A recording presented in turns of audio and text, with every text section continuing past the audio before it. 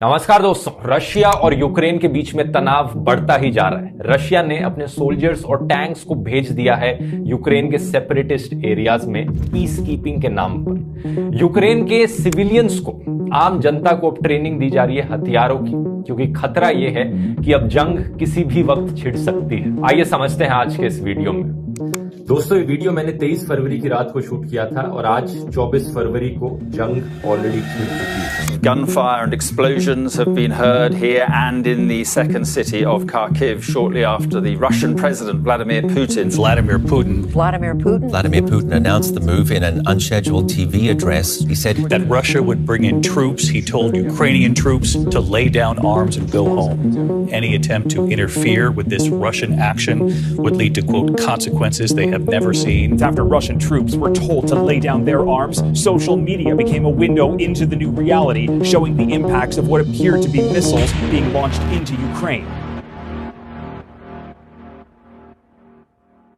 हालात तो पिछले कई महीनों से खराब चल रहे थे। 10 नवंबर 2021 को पहली बार यह खबर आई थी कि रशिया ने अपने मिलिट्री सोल्जर्स को यूक्रेन के बॉर्डर पर तैनात करना शुरू कर दिया है। 28 नवंबर तक यह चीज क्लियर हो चुकी थी कि रशिया के करीब 1 लाख से ज्यादा ट्रूप्स यूक्रेन के बॉर्डर पर मौजूद हैं और मिड जनवरी से लेकर अर्ली फरवरी के बीच में ये कभी भी हमला कर सकते हैं। दिसंबर तक यूएस इंटेलिजेंस को खबर पहुंच चुकी थी। तभी यूएस प्रेसिडेंट जो बाइडेन ने धमकी दी रशियन अथॉरिटीज को, कहा कि अगर यूक्रेन पर इन्वेजन किया जाएगा किसी भी तरह का तो बहुत सख्त जवाब मिलेगा उसका। He told President Putin directly that if Russia further invades Ukraine, the United States and our European allies would respond with strong economic measures. फिर यूएस की इंटेलिजेंस एजेंसीज का कहना था कि 16 फरवरी वो दिन होगा जिस दिन रशिया हमला बोलेगा यूक्रेन पर। लेकिन 16 फरवरी आया और कुछ भी नहीं हुआ। इस चीज का काफी मजाक बनाया रशियन अथॉरिटीज ने, यह कहकर कि अमेरिका तो कुछ भी बोलते रहता है, हम कुछ भी नहीं करने जा रहे थे, यह अमेरिका का नाटक था बस। एक दिन बाद खबर फैलती है कि रशिया ने एक्चुअली में अपने सोल्जर्स को वापस लेना शुरू कर दिया है। रशिया डी एस्केलेट कर रहा है, लेकिन यह खबर फेक निकलती है। एक्सपर्ट्स कहते हैं कि एक्चुअली में चाइना ने रशिया पर प्रेशर डाला था कि रशिया बीजिंग ओलंपिक्स खत्म होने तक का इंतजार करे। चाइना नहीं चाहता कि कुछ भी हमला यहां पर बोला जाए और बीजिंग ओलंपिक्स में उससे कोई इंटरप्शन हो, उसकी इमेज नहीं खराब होनी चाहिए। सुनने में काफी अजीब सी थ्योरी, लेकिन 20 फरवरी बीजिंग ओलंपिक्स का आखिरी दिन होता है और अगले ही दिन 21 फरवरी को पुतिन की तरफ से यह टेलीविजन पर एड्रेस आता है। पुतिन पूरी दुनिया को ऐलान करते हुए कहते हैं कि ईस्टर्न यूक्रेन में 2 सेपरेटिस्ट एरियाज हैं। अब वो उन सेपरेटिस्ट एरियाज को इंडिपेंडेंट कंट्रीज की तरह रिकॉग्नाइज करते हैं। After a day of lashing out at NATO, Putin made an explosive announcement on state television. I think it is necessary to make a long overdue decision to immediately recognize the independence and sovereignty of the Donetsk People's Republic and the Luhansk People's Republic. इन 2 regions का नाम है Donetsk और Luhansk. आइए नक्शे पर एक नजर डालते हैं। यूक्रेन की जो एक्चुअल बाउंड्री है यूनाइटेड नेशंस के अकॉर्डिंग वो कुछ ऐसी है, बाहर से चारों तरफ। ईस्टर्न यूक्रेन में ये 2 रीजन्स हैं, डोनेट्स्क और लुहांस्क। अब खास बात यह है कि डोनेट्स्क और लुहांस्क का कुछ एरिया एक्चुअली में सेपरेटिस्ट कंट्रोल्ड है, यानी यूक्रेन सरकार के कंट्रोल में नहीं है। ये एरिया रशिया के बॉर्डर पर है और एक्चुअली में इसे रशियन ऑक्यूपाइड कहा जाता है। अब यहां पर पूरी हिस्ट्री में मैं नहीं जाऊंगा, इसकी बात मैंने पुराने रशिया यूक्रेन वाले वीडियो में डिटेल में करी थी। उस वीडियो को जाकर आप देख सकते हैं, अगर आप देखना चाहें तो लिंक मैं नीचे डिस्क्रिप्शन में डाल दूंगा। लेकिन 2014 में मैंने बताया था, वो साल था जब क्रीमिया को ऑक्यूपाई किया गया था रशिया के द्वारा। यह वही साल था जिस साल डोनेट्स्क और लुहांस्क के एरियाज को यूक्रेन से तोड़कर अलग कर दिया गया था। रशिया ने वहां पर सेपरेटिस्ट को सपोर्ट किया था, अपनी मिलिट्री भेजी थी और जो जंग छिड़ी वहां पर उसके बाद एक नई बाउंड्री लाइन सी ड्रॉ हो गई। इन सेपरेटिस्ट कंट्रोल्ड एरियाज में डोनेट्स्क पीपल्स रिपब्लिक और लुहांस्क पीपल्स रिपब्लिक, इन दोनों सेपरेटिस्ट लोगों ने अपनी नई कंट्री का ऐलान किया। यह करते वक्त एक अनऑफिशियल रेफरेंडम बुलाया गया था इन एरियाज में। उसके बाद से रशिया ने इन 2 सेपरेटिस्ट एरियाज की कई तरीकों से मदद करने की कोशिश करी है।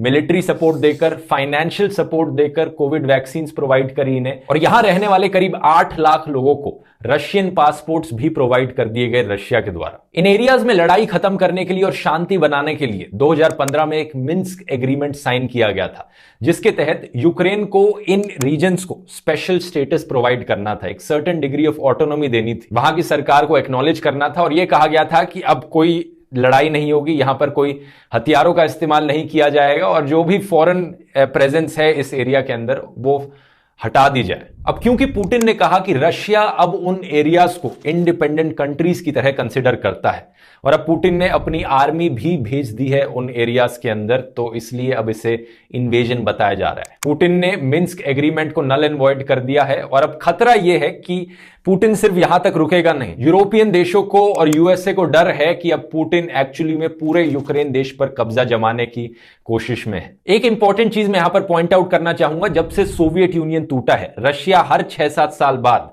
यही चीजें करता आ रहा है अपनी नेबरिंग कंट्रीज के साथ।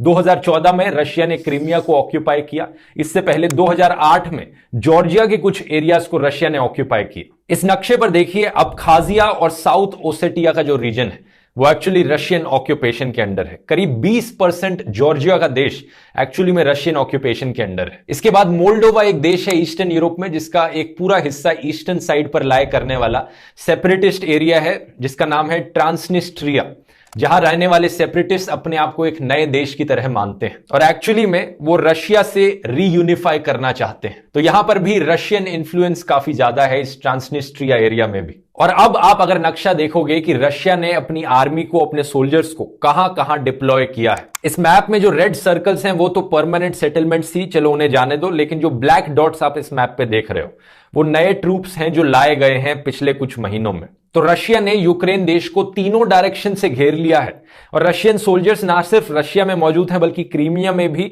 और ट्रांसनिस्ट्रिया के एरिया में भी और बेलारूस में भी। बेलारूस का डिक्टेटर भी रशिया के इन्फ्लुएंस के अंडर आता है और बेलारूस पर भी मैंने एक अलग से वीडियो बनाया था। बेलारूस में एक डिक्टेटर है जो बहुत ही इनफेमस है। तो इस सब का नतीजा ये कि बाकी दुनिया को अब डर है कि रशिया किसी भी वक्त अपनी आर्मी मूव इन कर सकता है और पूरे यूक्रेन देश पर हमला बोल सकता है। कितना एरिया अब रशिया ऑक्यूपाई करना चाहेगा ये कोई नहीं जानता। कुछ लोगों को लगता है कि सिर्फ नीचे की ये स्ट्रिप ट्रांसनिस्ट्रिया से लेकर लुहांस और डोनेट्स तक रशिया कब्जाएगा। कुछ लोगों को लगता है कि रशिया यूक्रेन की राजधानी कीव तक पहुंच जाएगा और पूरे देश को ही खत्म कर डालेगा। अब रशिया को यह करता देख बाकी दुनिया के पास मोटे मोटे तौर पर 3 ऑप्शंस हैं। पहला तो यह कि हाथ पर हाथ रखकर बैठे रहें, कुछ ना करें।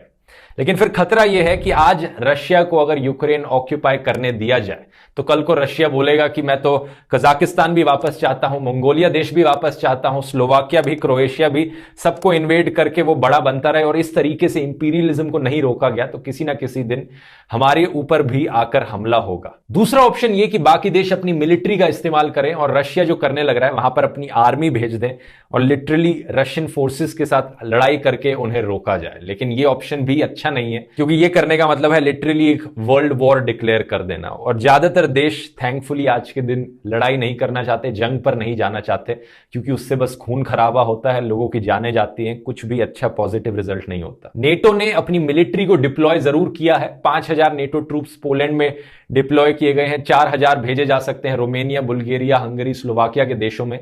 लेकिन ये सब नेटो के देश हैं, यूक्रेन अभी नेटो का हिस्सा नहीं है। तो यूक्रेन पर चाहे हमला भी कर दिया जाए, चांसेस यही है कि नेटो उसमें बीच में नहीं आएगा, अपनी मिलिट्री वाइज सपोर्ट नहीं प्रोवाइड करेगा यूक्रेन को। हाँ, ये जरूर है कि नेटो ने और तरीकों से मदद करने की कोशिश करी है यूक्रेन की, हथियार प्रोवाइड करके, एडवांस्ड वेपनरी प्रोवाइड करके, उन्हें फाइनेंशियल हेल्प देके, कहीं पर हेलमेट्स दिए गए उन्हें, लेकिन अपने सोल्जर्स नहीं भेज रहा कोई और देश यूक्रेन के बिहाफ पर फाइट करने के लिए। तो देखा जाए अगर हमला होता है यूक्रेन के ऊपर, यूक्रेन के लोग यहां पर अकेले हैं और यूक्रेन की अगर मिलिट्री स्ट्रेंथ देखी जाए रशिया के अगेंस्ट तो बहुत कमजोर पड़ जाती है। अब इस चार्ट में देख सकते हैं रशिया के पास 4 गुना से भी ज्यादा एक्टिव सोल्जर्स हैं, 15 गुना ज्यादा फाइटर जेट्स हैं यूक्रेन के कंपैरिजन में, 5 गुना ज्यादा टैंक्स हैं और इसीलिए यूक्रेन अपने 2.5 लाख से ज्यादा रिजर्व फोर्स को डिप्लॉय करने की बात कर रहा है और अपने सिविलियंस को ट्रेनिंग देने लग रहा है। यानी यूक्रेन की आम जनता वो भी इस खतरे को पहचान रही है और अपने देश को एक इन्वेजन से बचाने के लिए खड़ी हो रही है सामने। इन वीडियोस में आप क्लियरली देख सकते हो कि अगर रशिया यूक्रेन को इन्वेड कर देता है तो यूक्रेनियन लोग इतनी आसानी से हाथ खड़े करने वाले नहीं है, वो आखिर तक लड़ने को राजी हैं।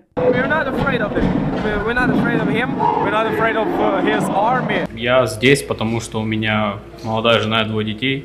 Это моя страна, и я готов ее защищать. Are you scared for your family?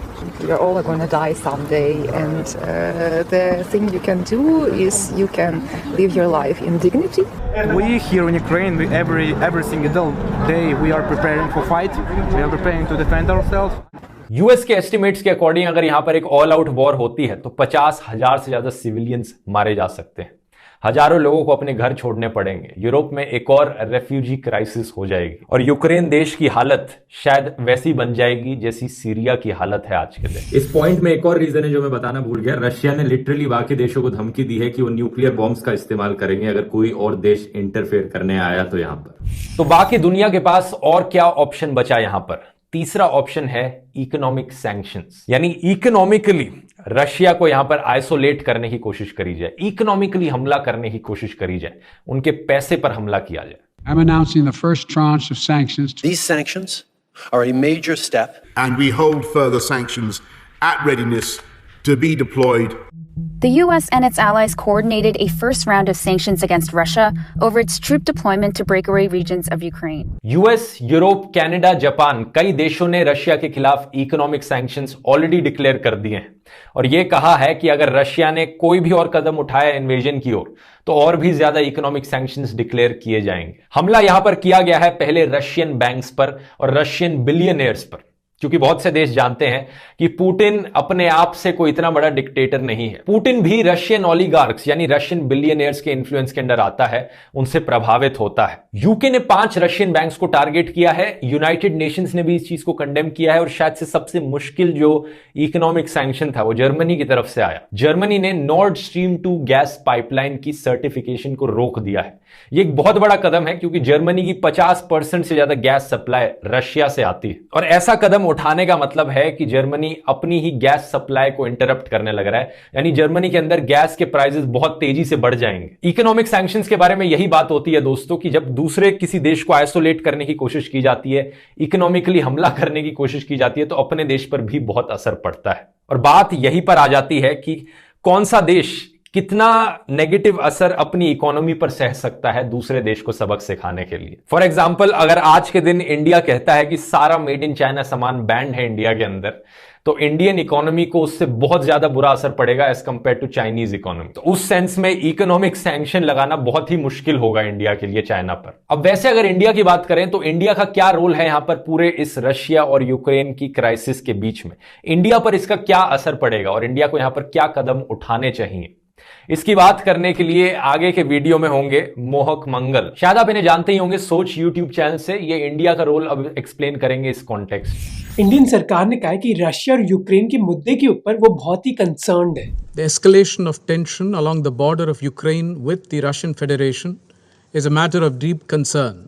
अब अगर आप इंडियन गवर्नमेंट की स्टेटमेंट को गौर से देखोगे, आपको दिखेगा कि इंडियन गवर्नमेंट ये नहीं बोल रही कि जो रशिया कर रहा है वो बहुत ही गलत बात है, क्योंकि इंडिया खुद कई चीजों के लिए रशिया पर बहुत डिपेंडेंट है। और इस चीज को गहराई से समझने के लिए मैं आपको बताना चाहता हूँ कि रशिया और यूक्रेन के बीच वॉर की वजह से इंडिया पर इम्पैक्ट होगा क्या। और इस इम्पैक्ट को हमने 3 भागों में डिवाइड किया है, इमीडिएट, मीडियम टर्म और लॉन्ग टर्म। इंडियन सरकार का इमीडिएट चैलेंज है कि वो इंडियंस जो यूक्रेन में हैं उनकी सेफ्टी इंश्योर करना। अनुमान के हिसाब से यूक्रेन में करीब 25,000 इंडियंस हैं, जिनमें से करीब 20,000 इंडियन स्टूडेंट्स हैं जो मेडिसिन और इंजीनियरिंग पढ़ रहे हैं यूक्रेनियन यूनिवर्सिटीज में। अब यूक्रेन और रशिया के बीच सिचुएशन इतनी जल्दी से बदल रही है जिसकी वजह से कई इंडियंस जो यूक्रेन में हैं और उनके परिवार जो इंडिया में बहुत ही चिंतित है इसके बारे में। जैसे हिमांशु धोरिया ने एक ट्वीट करते हुए बताया कि उनको खुद अरेंजमेंट्स करने पड़े अपने बच्चों की फ्लाइट्स के लिए, क्योंकि इंडियन गवर्नमेंट से कोई डायरेक्शन नहीं आया था। पर हालांकि इंडियन गवर्नमेंट ने अपनी इवैक्यूएशन स्टार्ट कर दी है। यूक्रेन में इंडियन एम्बेसी ने एक एडवाइजरी भी जारी करी कि इंडियन नेशनल्स को यूक्रेन छोड़ देना चाहिए अगर उनका रहना एसेंशियल नहीं है तो। ये सब क्या हो रहा है यार? देखो, हाँ आग दिख रही है। सच्ची में हो रहा है? हाँ देखो देखो देखो देखो देखो। जो मीडियम टर्म कंसर्न्स है इंडियन गवर्नमेंट की वो है इकोनॉमी के बारे में और स्पेसिफिकली पेट्रोल के दाम। इंडियन गवर्नमेंट के लेटेस्ट इकोनॉमिक सर्वे ने एस्टिमेट किया था पेट्रोल के प्राइसेस करीब 70 से $65 पर बैरल होंगे इस साल के दौरान, पर कुछ घंटे पहले ये प्राइसेस करीब $100 पर बैरल हो गए थे, सितंबर 2014 से हाईएस्ट। मेनली क्योंकि लोगों के बीच डर है कि रशिया के ऑयल प्रोडक्शन और सप्लाई पर एक गहरा असर पड़ेगा इस रशिया यूक्रेन वॉर की वजह से। वैसे रशिया दुनिया की 2nd लार्जेस्ट ऑयल प्रोड्यूसर है और almost 13% global crude oil Russia से ही आता है। ये सिचुएशन और बुरी हो सकती है अगर यूएस और यूरोपियन यूनियन की कंट्रीज सैंक्शंस लगा देती हैं Russian oil and gas production पर। और हमें पता है कि अगर ऑयल की ग्लोबल सप्लाई गिरेगी तो उसके दाम भी बढ़ेंगे पूरी दुनिया में इंक्लूडिंग इंडिया में, जिसकी वजह से ऑलमोस्ट सारे ही इंडियन इंडियंस की जिंदगी पर एक भारी इंपैक्ट पड़ेगा, क्योंकि India almost 85% crude oil import करता है अपने लिए। और क्षितिज पुरोहित जो एक रिसर्चर है इस मुद्दे पर, वो कहते हैं कि पेट्रोल के दाम बढ़ने की वजह से महंगाई बढ़ सकती है इंडिया में, क्योंकि सारी चीजों की ट्रांसपोर्टेशन कॉस्ट में बढ़ोतरी होगी और इसकी वजह से इंडियन सरकार की बजटिंग पर भी एक गहरा असर पड़ेगा, क्योंकि अगर पेट्रोल और ऑयल के दाम बढ़ेंगे तो इंडियन गवर्नमेंट को ज्यादा पैसे खर्च करने पड़ेंगे एलपीजी और केरोसिन की सब्सिडीज के लिए। अब लॉन्ग टर्म इम्पैक्ट पर आते हैं, जिससे आपको ये पता चलेगा कि इंडिया के लिए रशिया की आलोचना करना इतना मुश्किल क्यों है। एक तरफ है कि इंडिया अपनी मिलिट्री सप्लाईज के लिए बहुत डिपेंडेंट है रशिया पर। रोशन किशोर की एनालिसिस के हिसाब से 2016 और 2020 के बीच करीब 50% इंडियन आर्म्स इंपोर्ट्स रशिया से ही आते थे। कुछ एस्टिमेट्स के हिसाब से इंडियन मिलिट्री के करीब 50 से 80% इक्विपमेंट रशियन ओरिजिन के ही है। और ये जो पार्टनरशिप है इंडिया और रशिया के बीच, ये और बढ़ रही है।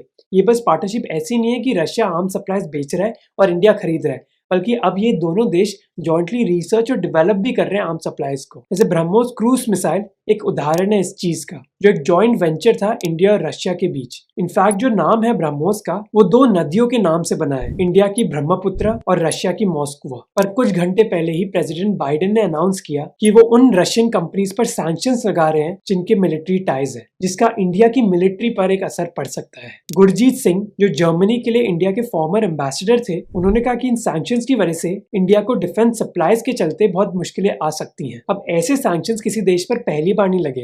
पहले यूएस ने ईरान पर भी सैंक्शंस लगाए थे, पर इंडिया नेगोशिएट कर पाता था, क्योंकि इंडिया को पता है कि चाइना को काउंटर करना है यूएस को, तो उनको इंडिया की मदद मांगनी ही होगी। पर यह सिचुएशन बहुत ही यूनिक है। पहले किसी देश ने एक दूसरी कंट्री को इन्वेड नहीं किया, तो क्या इंडिया नेगोशिएट कर पाएगा यूएस से? और मैं आपको बताना चाहता हूँ कि ये मुद्दा इतना जरूरी क्यों है इंडिया के लिए। वो है India China border crisis. Bharat के लिए चिंता वाली बात है कि जिस तरह से जो सीमा पर जो है लाइन ऑफ एक्चुअल कंट्रोल पर जो चीनी सैनिकों का जमोड़ा है। Intrusion by Chinese troops led to clashes between troops of both the countries. Indian army foiled the attempt which happened 3 days back. जो इंडिया और चाइना के बीच बॉर्डर में तनाव है, वो अभी तक खत्म नहीं हुआ है, और इस तनाव के चलते लास्ट चीज जो इंडिया चाहेगा वो है कि उनकी मिलिट्री सप्लाईज भी अनसर्टेन हो जाए। तो एक तरफ है इंडिया की मिलिट्री डिपेंडेंस रशिया पर, और दूसरी तरफ है बढ़ते क्लोज रिलेशनशिप्स चाइना और रशिया के बीच। चाइना रशिया का सबसे बड़ा ट्रेड पार्टनर है, और ये रिलेशनशिप समझना इतना मुश्किल नहीं है। हम सब ने कहावत सुनी होगी कि दुश्मन का दुश्मन दोस्त होता है, और वही हो रहा है रशिया और चाइना के बीच। दोनों ही देश यूएस और यूरोप के खिलाफ हैं, और इसी वजह से एक दूसरे के साथ पार्टनरशिप करना उनके ही इंटरेस्ट में है। रशिया को पता है कि जहां यूएस और यूरोप उन पर इकोनॉमिक सैंक्शंस लगा देंगे,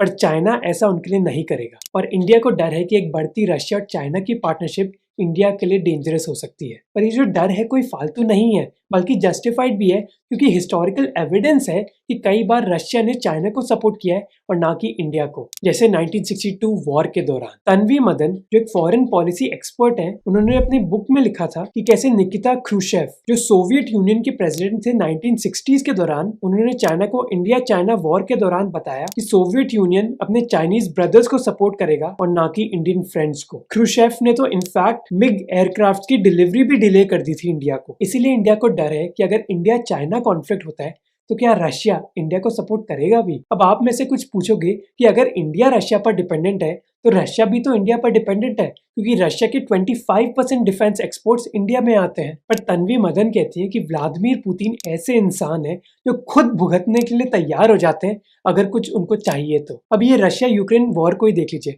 मोस्ट एक्सपर्ट्स कहते हैं कि इससे रशिया को नुकसान ही होगा अगर वो फुल स्केल इन्वेजन कर देते हैं, पर व्लादिमीर पुतिन तो ये फिर भी कर रहे हैं। तो क्या गारंटी है कि एक इंडिया चाइना कॉन्फ्लिक्ट के दौरान रशिया मिलिट्री सप्लाईज रोक नहीं देता इंडिया को। चाइना और रशिया के एक दूसरे के करीब होने के पीछे एक और प्रूफ मैंने आपको वीडियो के शुरू में बताया था, बीजिंग ओलंपिक्स वाली जो चीज थी। लेकिन अब एक और पॉइंट पर मैं फोकस करना चाहूंगा। यहां पर रशिया की आम जनता का क्या वो लोग इस इन्वेजन को सपोर्ट करते हैं? इसका जवाब काफी उदास कर देने वाला है, क्योंकि रशिया के टीवी चैनल्स प्रोपेगेंडा से भरे हुए हैं और अपने ही लोगों को ब्रेन वॉश करते हैं इमेजिनरी कहानियां सुनाकर। रशियन न्यूज़पेपर्स और मीडिया चैनल्स की माने तो एक्चुअली में यूक्रेन वो देश है जो एक्चुअली में लड़ाई करना चाहता है, जंग छेड़ना चाहता है उन सेपरेटिस्ट एरियाज पर, और रशिया यहां पर उन्हें बचाने की कोशिश कर रहा है।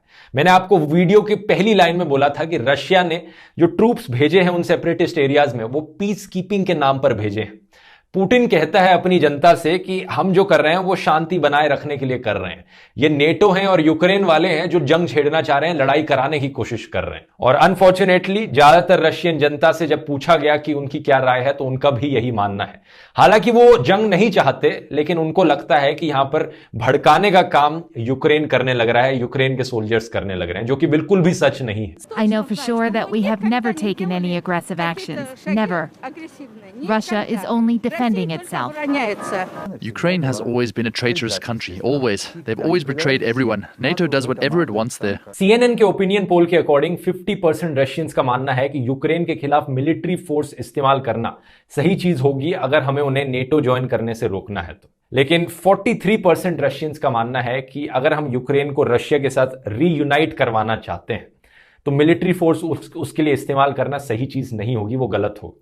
हालांकि 36% रशियंस कहते हैं कि सही होगा, हम जबरदस्ती यूक्रेन को फोर्सफुली रीयूनाइट करा सकते हैं मिलिट्री फोर्स इस्तेमाल करके, जो कि बहुत ही बड़ा नंबर होता है। 1/3 पॉपुलेशन आपके देश की कहती है कि दूसरे देश पर हमला बोल दो रीयूनिफिकेशन करने के लिए। ये अच्छी चीज नहीं है। ये सुनकर आप समझ सकते हो कि ये प्रोपेगेंडा से भरे न्यूज चैनल्स कितना इन्फ्लुएंस डालते हैं आम जनता के ऊपर। रशिया में करीब 2/3 लोग न्यूज अपनी टीवी के जरिए देखते हैं, इसलिए उसका इतना इंपैक्ट उन पर दिखता है। जब गोदी मीडिया यहां पर इमेजिनरी खबरें चलाता है कुछ इस तरीके से, मोदी का फैसला मानेंगे पुतिन बाइडेन, मतलब यहां पर दूर दूर तक का मोदी का कुछ लेना देना नहीं है, लेकिन जबरदस्ती इन्हें यहां पर इंक्लूड करना है ताकि तारीफ होती रहे नॉनस्टॉप, और लोग एक्चुअली में इससे प्रभावित भी हो जाते हैं। खैर, अगर वापस रशिया यूक्रेन पर आए तो कहा जा रहा है कि अगर ये इन्वेजन हो जाता है और यहां पर जंग छिड़ जाती है तो ये वर्ल्ड वॉर 2 के बाद सबसे भयानक जंग होगी यूरोप में। और वर्ल्ड वॉर 2 में जो हुआ था हम सब जानते हैं, कोई भी सेंसिबल इंसान उसका रिपीट नहीं चाहेगा। अगर आप वर्ल्ड वॉर 2 के बारे में और जानना चाहते हैं तो कुकू एफएम पर ये ऑडियो बुक मैं रेकमेंड करूंगा, डिटेल में जाकर सुन सकते हैं उसके बारे में। कुकू एफएम को नहीं जानते, एक बढ़िया ऑडियो लर्निंग का प्लेटफॉर्म है जहां पर ढेर सारी बायोग्राफीज और ऐसी ऑडियो लर्निंग की किताबें आपको मिलेंगी। आमतौर पर इसकी कॉस्ट होती है 399 रुपीज पर ईयर, लेकिन अभी के लिए February 28 तक एक स्पेशल डिस्काउंट चल रहा है। Feb 50 अगर आप कूपन कोड इस्तेमाल करेंगे आपको 50% ऑफ मिलेगा, यानी साल भर की कुकू एफएम की कॉस्ट आपके लिए सिर्फ पड़ेगी 199 रुपीज। इनकी पूरी ऑडियो लाइब्रेरी आप एक्सेस कर सकते हैं इस प्राइस में, लिंक नीचे डिस्क्रिप्शन में मिल जाएगा। उम्मीद करता हूं वीडियो इन्फॉर्मेटिव लगा होगा और मिलते हैं फिर अगले वीडियो में। बहुत बहुत धन्यवाद।